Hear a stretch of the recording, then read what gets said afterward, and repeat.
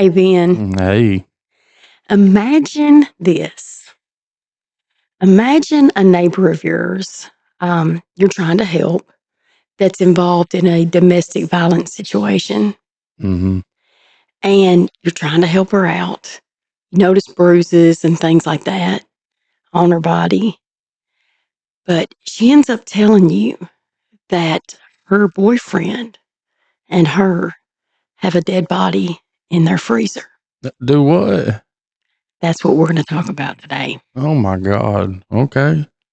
Well, I can tell you this much. If a neighbor like that told me they had a dead body in the freezer, right? or a body in the freezer, obviously is dead, I'd probably dial 911 pretty quick. Pretty quick, like. Yeah, Yeah. I'd be telling on them. Oh, yeah. Oh, Oh yeah. my God. Absolutely.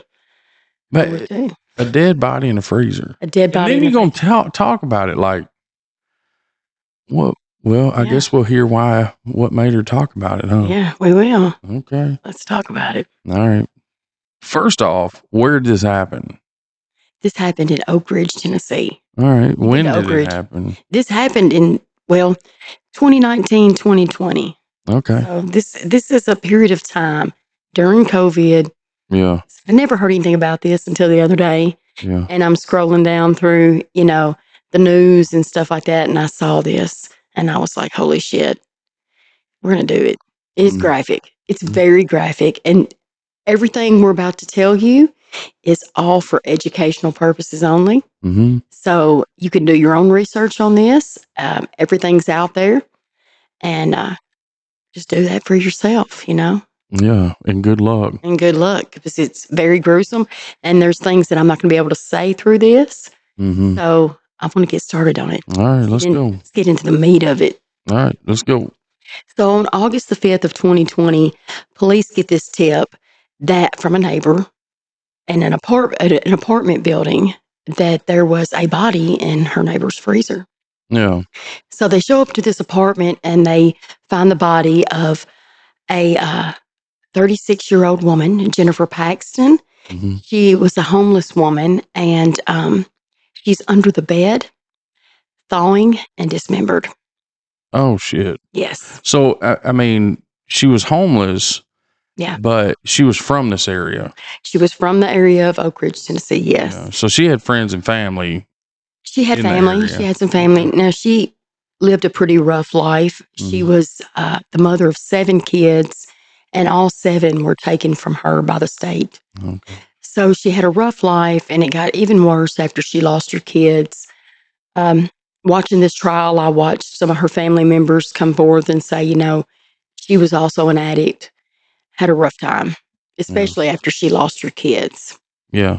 But I So, want to talk about the players in this game. well, before you get into that, I want to do something first. Okay. So I want to welcome everybody to Walking Between Shadows. Hey, y'all. Hey, we're your host. I'm Ben, I'm Taryn. and we're glad to have you back. Yeah. I want to remind everybody we appreciate the likes and follows, and especially the shares, and leave comments. If you know something about this or just have a comment about it, don't hesitate to leave a comment. So don't forget to also smash that notifications bell so you know when we launch new content. We do this because of you, and we appreciate it so much. Yes, we do. So, Ben, let's talk about the players in this game. Okay. Let's do that. All right. Why was she at this apartment? Okay. So, I'm going to take it from the testimony of Rebecca Dishman. Rebecca Dishman and Sean Finnegan had an apartment there in Oak Ridge, Tennessee, and were living with Sean's mother as well. This was a 2-bedroom apartment. It kind of looked like an old house, but there was like 4 apartments in this old house looking apartment. Yeah. Okay. And it was 2-story. Mother had 1 bedroom. She was supposedly on hospice. And Sean and Rebecca had another bedroom. Now, Rebecca was a lot younger than Sean. She was only 21 at this time. She met Sean on Facebook, and after 2 weeks, she moves in with him. But he's telling her, I'm in my 40s, and okay. And Rebecca had kind of a rough life. I mean, both of her parents died. I believe it was her senior year in high school. No, they passed away when I was 18. Do you remember what year that was? 2016. So is that also about the year you finished high school? I was a senior. I was in the process of graduating. And she's just now like 21 years old. Mm-hmm. And I believe she went through boyfriends and a couple family members' homes after her parents died, but really didn't have anywhere to call home. Yeah. So she meets Sean on the internet, on Facebook, and he's telling her, I'm in my 40s and this hot guy, I'm going to take care of you. Mm-hmm. And he ends up being 51. So 30 years difference between the two. But she moves in. Rebecca says at first it's good. He makes her feel safe and welcomed and like a girlfriend. But she didn't have a job. She didn't have a car. I don't even think she had her own phone. Mm-hmm. And Sean worked quite a bit. He worked at a bar in Knox County. And it was, he was there from like 5 in the afternoon till 5 a.m. in the morning. Mm-hmm. Long time. Yeah. He's at this bar. And she would use his phone to get on Facebook. And she messaged, I guess she was on there putting up a post or something, and her ex-boyfriend gets on Facebook and it sends her all these messages, okay? So Sean finds out about it, and then he tells her there's consequences for that. Mm-hmm. Now, she said she knew he was going to be into kinky, intercourse, but He had a red room in his house. I don't think so. There's only 2 bedrooms. His mom's in one and he's in the other. Gotcha. Okay. But he was still, he came across as one of these kind of nasty guys. Just gross, S&M, that kind right. of stuff. And some of the neighbors described him as like the look in his eye. Yeah. It's like a wild animal. They never wanted to have anything to do with him. Mm-hmm. One of Sean Finnegan's neighbors told WATE about how he was scared of Finnegan. He's just, those eyes, just like a wild animal. And he cursed me, and I said, I don't want anything to do with that guy. And Rebecca claims that she was a stay-at-home girlfriend. Mm-hmm. I don't know. That takes away a lot of power. I don't know what you got going for yourself, but not much. She's dependent on him for everything. Mm-hmm. But he catches her ex-boyfriend, sending these messages, and he punishes her. Mm-hmm. And, okay. So he forced her to wear dog collars and crawl around on all fours. Mm-hmm. He would put her in a dog kennel. What? Yeah. And every bodily function or fluid you can imagine, he would put on her. All his excrement wound up on her. Everything. Oh. And he would take photos. And these photos were shown in court last week. Mm-hmm. Yeah. Mm-hmm. So, yeah, she's going through this, and he called. Look, it's pretty bad. She goes by his little girl, and she calls him daddy. So, yeah, and 30 years difference. It makes me sick. Oh God. Yeah. So, she says she really didn't have much say in this relationship. He was in control completely. Well, he exercised all the power over her. Right. You have not. And that's probably why he was so quick to get her to move in. Right. She was very young. 21 years old, and he's 30 years older. Her parents died when she's 18 years old, a senior in high school. Mm-hmm. She didn't have much to go by. Right. It didn't seem like she had a whole lot of friends that were helpful, or I think she had an aunt and uncle that took her in for a little while before Sean. Yeah. But she kept running to different men, and they just couldn't tolerate that. So, she's tolerating all this shit. Mm-hmm. And, does she know any other way? I don't know. I don't know how it was for her. Yeah. But in the winter of 2019, anywhere between November the 1st and somewhere in December 31st of 2019, Sean brings Jennifer Paxton to the house. He tells her, Wait. Where did he meet her? that It's unclear. I would think maybe at the bar. At the bar. Maybe Yeah. at the bar that he worked at. Yeah. And Rebecca claims she's at the house, Mm-hmm. and in walks Jennifer Paxton. She is confused. Rebecca's confused. Like, what? Who is this? What's going on? Mm-hmm. And Jennifer's making up a bed for herself, and Sean has told her she could move in. So Jennifer goes into the kitchen and fixes something to eat, and then goes upstairs and showers. Mm-hmm. And while she's up in the shower, Sean tells Rebecca, or asks Rebecca, "Do you want to kidnap her?" Now, Rebecca says she had no say. It didn't matter what she said. Mm-hmm. He was going to do whatever he wanted to. Yeah. Jennifer comes back downstairs after her shower, and she's in the kitchen. She eats a little bit, and Sean points to a baseball bat in the corner of the room beside the back door. And he's telling Jennifer about it. I don't know what he's saying about it, but he's talking about this baseball bat. Yeah. And Rebecca says next thing she knows, he has picked up the baseball bat, and he starts beating Jennifer in the head with it and over her body with it. So, I mean, they're just sitting around shooting the proverbial shit. Yeah. And he starts talking about this bat. And then next thing you know, he's beating her with it in front of Rebecca. Okay. And so, I mean, I don't know how kinky, I don't know what they're into, but this is real messed up. Yeah. Jennifer is being beat up, and Rebecca is just helpless. Mm-hmm. And says she's in shock. And Sean turns around to Rebecca and says, "Go get my mother from coming downstairs. She's about to take her medicine. Go stop her." Mm-hmm. And the dynamic between Rebecca and Mom, Yeah. I don't think was that great.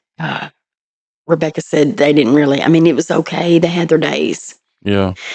So Rebecca goes up and she tells Mom to stay in her room. So, you know what that tells me? What's that tell you? This woman has seen this going on before. Sure. And she's probably disgruntled that she has to put up with this guy bringing these women into the house. It seems that way, right? Yeah. So, I mean, that right there tells me that, his mother's been dealing with this for a long time. Oh yeah. And I mean, Rebecca says, stay in your room. You don't want to see what's going on out here. Yeah. Me personally, if it was my child, oh, the hell. Well, first of all, you're not going to be living with me when you're 51 years old with a bunch of women coming in and doing all these things. But she just goes to her room and shuts the door. Mm. Rebecca goes back downstairs. And when she gets down there, Sean and Jennifer are then in the living room. Mm-hmm. Jennifer has the screen to the fireplace over top of her head, which is doing no good, really. And she says she's still in shock. She goes in the kitchen and gets some things to clean up some of the blood around Jennifer and Sean. Mm-hmm. And Sean yanks down Jennifer's pants and pulls off her top and starts saying, why don't you shave? Mm-hmm. Degrading her Mm-hmm. and screaming at her. And he's irate. And again, knowing full well the mother's hearing all this. But she has to. I mean, come on. And I don't even know if she's still around. But during this testimony, I didn't, why wasn't she brought in? She's mostly on hospice. But if she was on hospice, how was she going up and downstairs to get her medicine? Yeah. Makes no sense. Yep. Anyway. Yep. So Sean tells Rebecca, help me get Jennifer upstairs. So they take her upstairs to their bedroom, right beside Mom's. Okay. Right beside it. Mm-hmm. And they chain her to the bed, padlock her. And he has the key. Sean has the key. Okay. So she's bleeding everywhere. She's very bad hurt, but she's still there, still alive. Mm-hmm. And Sean forces Jennifer to perform oral on him. Mm-hmm. And he was unable to finish. So he's making Rebecca watch all this, she says. Mm-hmm. And he then forces her to finish that for him. Yeah. Right there. with Jennifer. Yep. And then he goes to, and then, so after all this, he goes to work. Okay. He goes to work and he's working all these hours and days go by and Rebecca's there with her. Mm-hmm. She is being tortured. I mean, during this time, Jennifer is being tortured and Rebecca is not making any moves to do anything about that. Yeah. She says she gives her a little bit of water and she gives her smoke breaks, which, I mean, come on. Smoke breaks. Smoke breaks. Yeah, I let her smoke. So did Jennifer continue continue to endure abuse from Rebecca while he was gone to work? It seems that way. Rebecca denies that. She tries to act like Well, she obviously didn't make any moves to get out of there or get help. So she says she never had access to the key to get, which big fucking deal. You know, You'd be busting a door down. Walk out the door. Window. Right. Wow. It makes me wonder if Sean didn't bring her in for maybe a, three-way thing kind of deal. And Rebecca may have been jealous Mm-hmm. and done it. They both did it. To me, they both did it. Yeah. Well, days go by and they keep her alive, torturing Jennifer. I mean, using objects on her, every kind of bodily fluid, again, on Jennifer. Mm-hmm. They were engaging in intercourse above her and beside her and feeding her. And just, it was horrible. Mm-hmm. And it's unclear of how many days went by. Okay. Mm-hmm. So one day, Sean comes home from work, Rebecca says, and he has a bag full of like towels and cleaning supplies. Yeah. Cleaning supplies. And she says, I know then that this was the day that Jennifer was going to die. Mm-hmm. So she follows Sean upstairs and they get Jennifer in the shower. After the shower, they put her on the bed and Rebecca comes and sits on the side of the bed and Sean and her both start to strangle Jennifer with a shoelace. Mm-hmm. One holding one side, one holding the other. And this went on for hours. They would bring her very close to death and then release, smoke a little bit, And Rebecca's saying this whole time that Sean's making her watch all this Mm-hmm. and that she couldn't do anything. But remember, he's gone 12 hours during the day. Mm-hmm. There's another person there. Yeah, you're right. She had to have known. Mom had to have known. Mm-hmm. There's no way. Unless she was just morbidly ill. Well, but you said earlier, and he had mentioned that she was mobile. Right. And she had her facilities about her. Sure. During part of this, at least. And like I said, we don't know how long this went on. Mm-hmm. So, Rebecca's saying that while they're doing this and they're taking their breaks, choking her, strangling her, at one point she said Sean got up to empty the ashtray. He wouldn't let her empty the ashtray. I'm like, what are they smoking? Yeah. I mean, what's going on with the smoking? And they're letting, she wasn't allowed to leave the room. But Sean gets up at one point and goes and dumps the ashtray.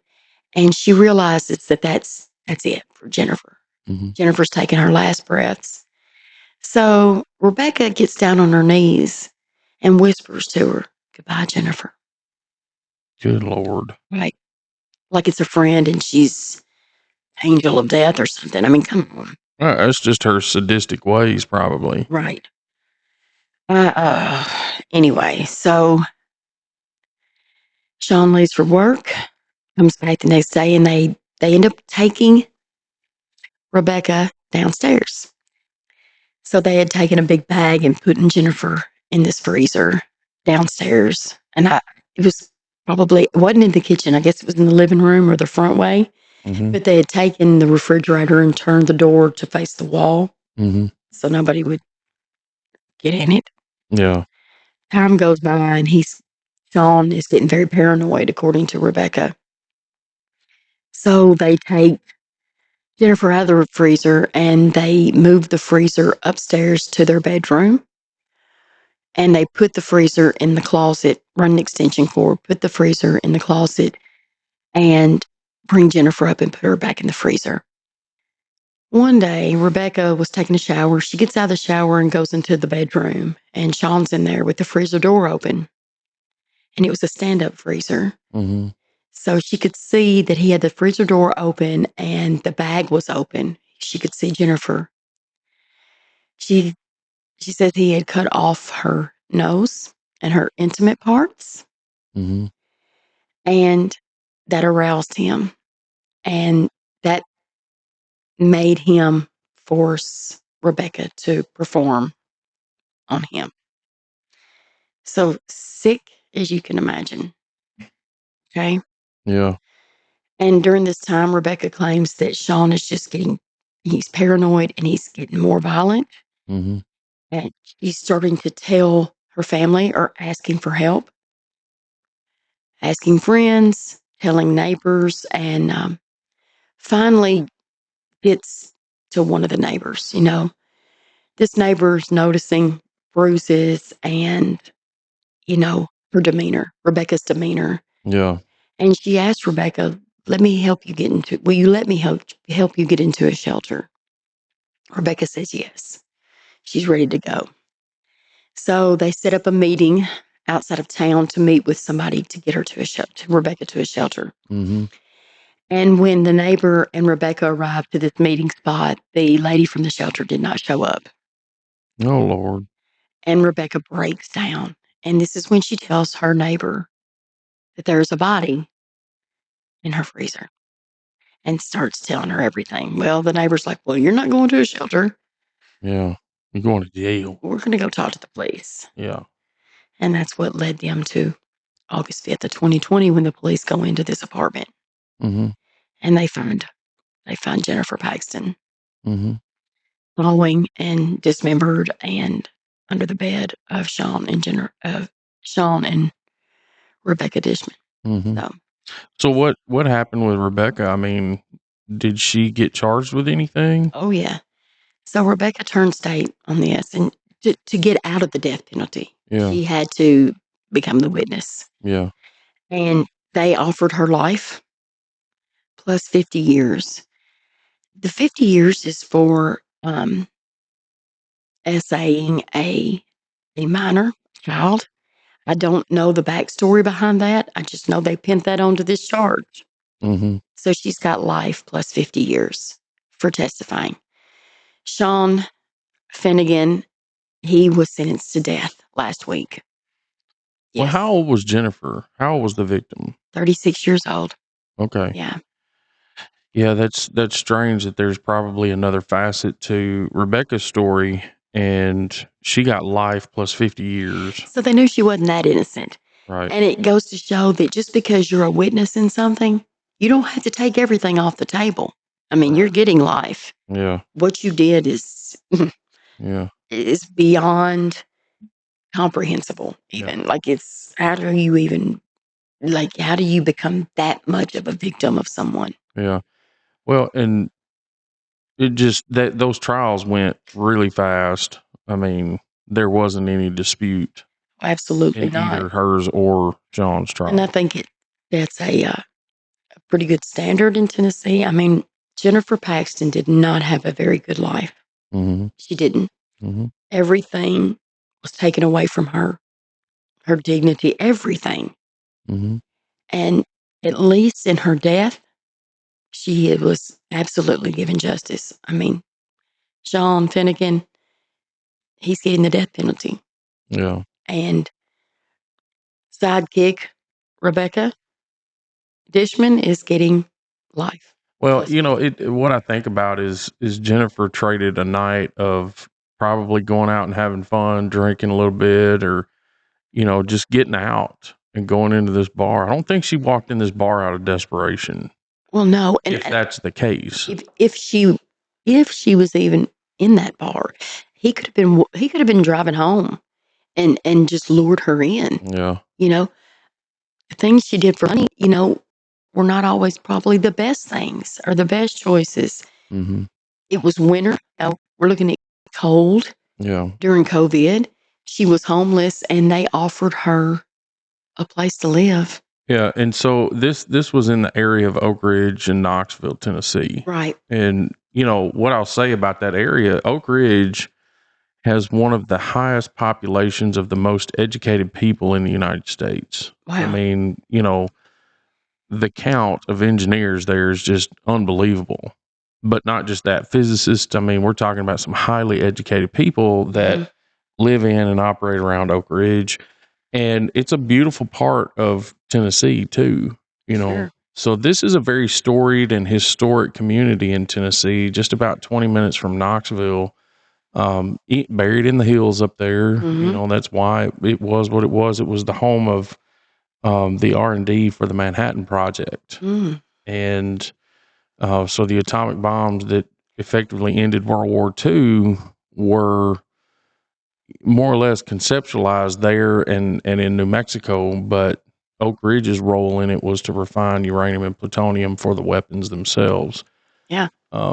So with that being said, I mean, Oak Ridge is a very high end area. Well, this is a very screwed up case. Yeah. The only thing good that come out of it, like I said, is they did set a standard Mm-hmm. that I feel like a lot of Tennessee needs to be following. Yeah. We're not gonna judge this victim Mm-hmm. for the bad things that happened to her.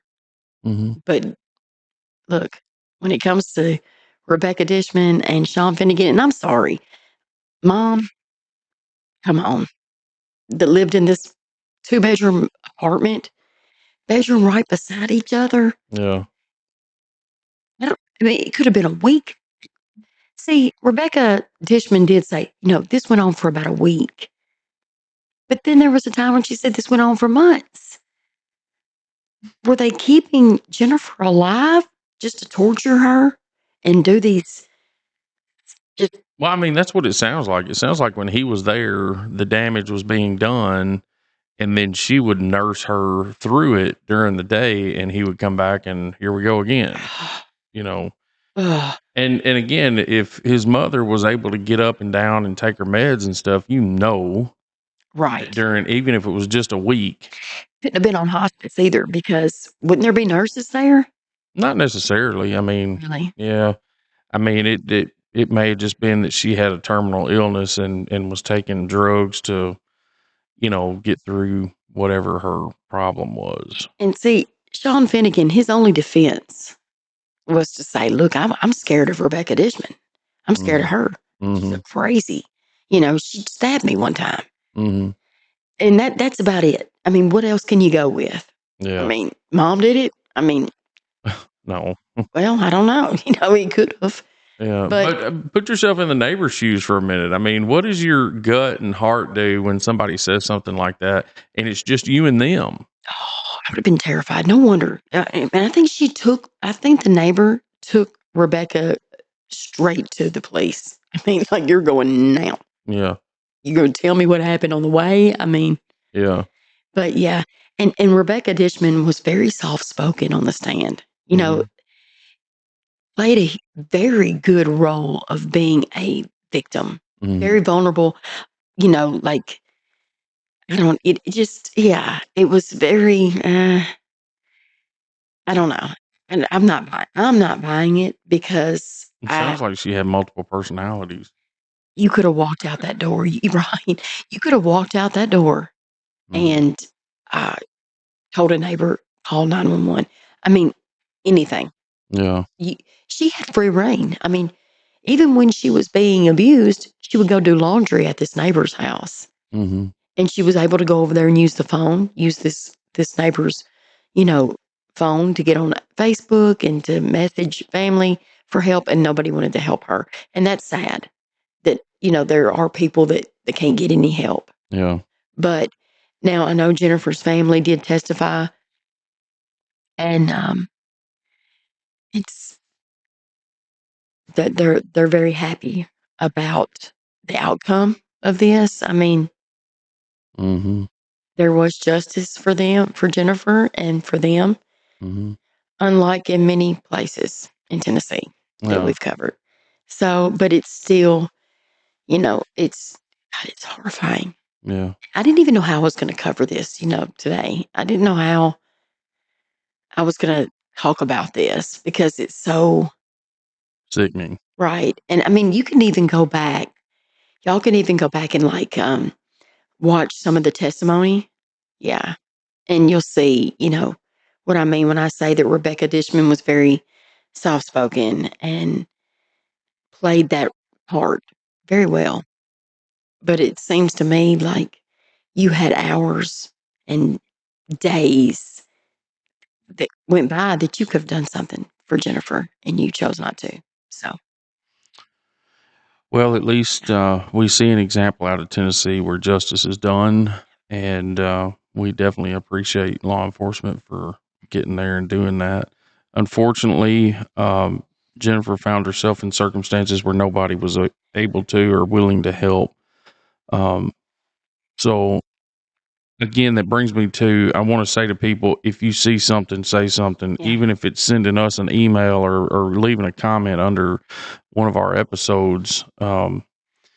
We appreciate you attending and watching, and most assuredly that you share these videos or podcasts wherever you find them. We're available on Apple, Google Podcasts, Spotify, and several others. I think we're on 14 platforms now. Yeah. Yeah. I think so. Yeah. So again, don't forget to hit that like and subscribe button and hit that notifications bell. But most importantly, please share to your friends, and hopefully we keep everybody on notice that it's time to say something if you suspect something going Yes. on. Yeah. So we'll see you again next week. See y'all. Take care.